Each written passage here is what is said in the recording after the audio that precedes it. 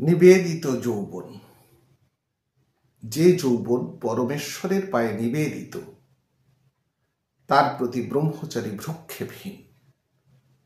কারণ সেই যৌবন সম্পদ তো তার নিজস্ব কিছু নয়, সেটি হলো একান্তভাবে শ্রী ভগবানের। যদি তিনি রাখতে চান রাখবেন, যদি তিনি হৃত যৌবন ও বিগতশ্রী করে তুলতে চান তিনি তাই করুন। যৌবনের রূপ দিয়ে ব্রহ্মচারী তো কাউকে ভোলাবার চেষ্টা নিমেষের তরেও করেন না। এই চেষ্টা তাঁর পক্ষে নিতান্তই পাপাবহ। যৌবনকে পরমেশ্বরের হাতে এভাবে ব্রহ্মচর্যের মধ্য দিয়ে সঁপে দিলে মানুষ চির যৌবনত্ব লাভ করে।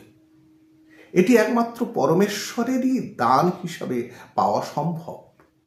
মানুষ নিজ প্রচেষ্টায় পারে না, একান্তভাবে আত্মনিবেদনই সেই প্রসাদ লাভের অধিকার সৃষ্টি করে। রূপ যৌবনের জন্য ব্রহ্মচারী কখনোই লালায়িত হন না, কারণ তার একমাত্র আকাঙ্ক্ষিত হলেন পরমেশ্বর। যারা দেহাত্ম বুদ্ধি সর্বস্ব, তারাই রূপ যৌবন নিয়ে ভীষণ ব্যস্ত ও চিন্তিত। তাই যৌবন নিয়ে তাদের এত সচেতনতা, এত ব্যস্ততা, এত ত্রস্ত ভাবনা। ব্রহ্মচারীর জীবনে কখনই রূপ ও যৌবন এলো বা গেল সেদিকে তিনি খেয়ালই করেন না। যৌবনের সার্থকতা জীবনের পূর্ণতর বিকাশের সম্ভাবনার মধ্য দিয়ে। এই সময় দেহ, মন, প্রাণ থাকে সবচেয়ে বেশি সতেজ, সজীব ও সরস। যে কোনো মহৎ ও বিরাট কাজ এ সময়েই সম্ভব। ব্রহ্মচারীও চান তার জীবন পূর্ণতম শক্তি ও বিকাশ নিয়ে শ্রী ভগবানের পাদপদ্মে লুটিয়ে পড়ুক। অথচ সাধারণ মানুষ কিন্তু এই যৌবনেই সবচেয়ে বেশি শক্তির অপচয় করে থাকে। যৌবন তাই ব্রহ্মচারীর পক্ষে যেমন একটা বিরাট সুযোগ, তেমন একটা বিরাট দুর্যোগও বটে।